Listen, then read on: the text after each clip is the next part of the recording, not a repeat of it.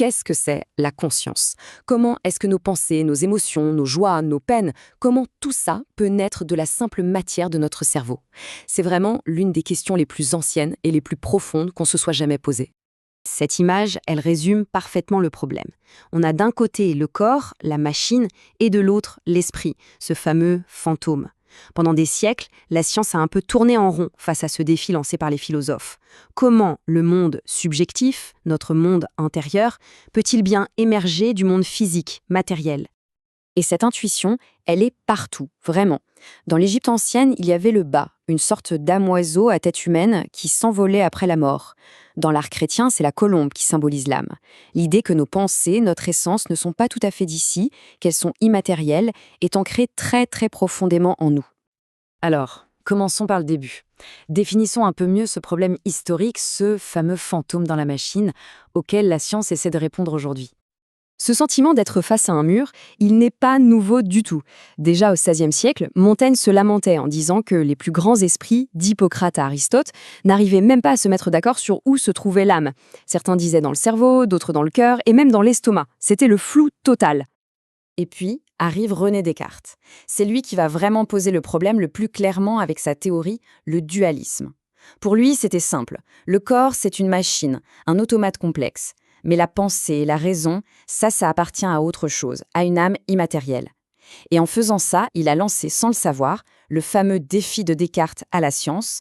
Expliquez-moi comment on pense, mais sans faire appel à une substance magique. Pour relever ce défi, la science moderne a pris un chemin assez inattendu. Elle a commencé par explorer tout ce qui se passe en dehors de notre conscience. Et les découvertes sont absolument fascinantes. On a tous l'impression que notre conscience est au commandant, que c'est elle qui pilote. Eh bien, préparez-vous parce que des expériences assez incroyables montrent que ce n'est que la toute petite partie visible de l'iceberg. Il y a ce test hyper célèbre, celui du gorille invisible. C'est simple, on montre une vidéo et on demande de compter le nombre de passes de basket.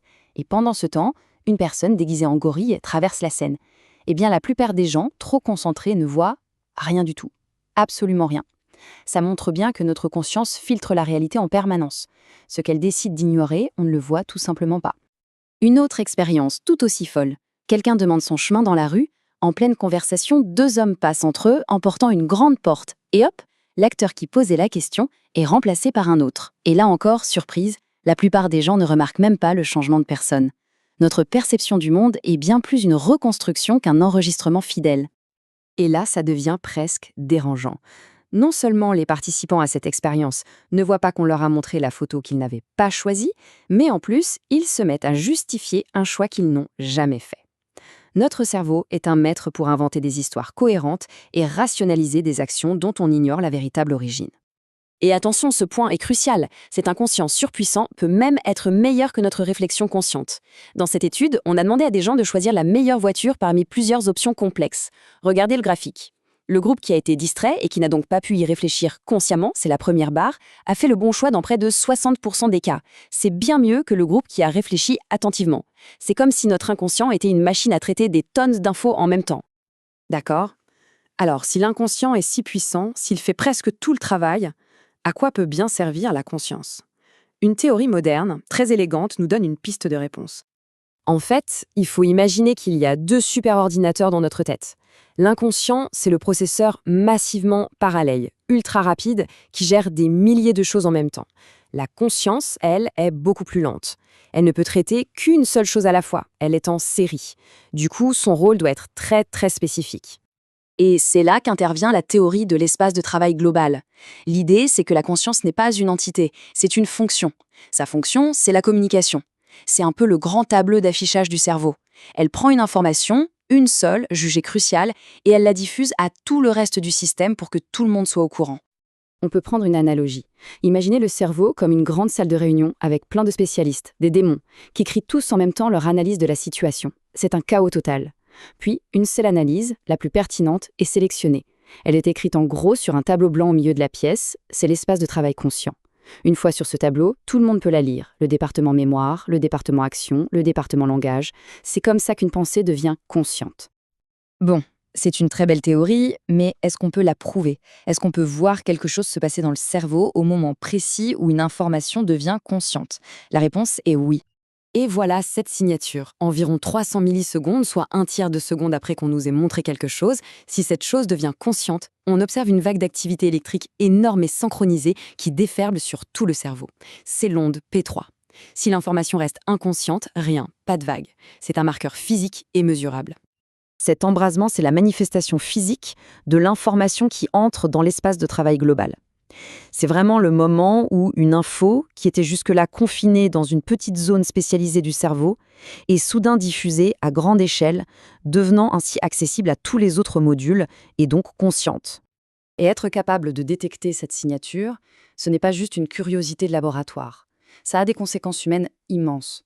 Pensez aux décisions terribles qui doivent être prises dans les hôpitaux. Pour des patients dans le coma, qui ne peuvent plus communiquer, détecter cette signature de la conscience peut littéralement faire la différence entre la vie et la mort. Cette phrase d'Alexandre Dumas dans Le Comte de Monte Cristo décrit parfaitement l'horreur du locked-in syndrome, le syndrome d'enfermement. Un esprit totalement conscient, mais prisonnier d'un corps paralysé. Aujourd'hui, la science nous donne un moyen de regarder au-delà de ses yeux, directement dans le cerveau, pour y chercher une trace de cette conscience prisonnière. Alors, si on prend un peu de recul, qu'est-ce que tout ça implique pour notre vision de la vie, de l'intelligence et même de la technologie? Ce qui est fascinant, c'est que cette fameuse onde P3, cette signature, n'est pas exclusive aux humains adultes. On la retrouve chez les singes, chez les bébés dès 5 mois, et on trouve même des circuits cérébraux équivalents chez la souris. Ça suggère que la conscience n'est pas un interrupteur marche/arrêt. C'est probablement un continuum, un spectre qui existe à des degrés divers dans le règne animal.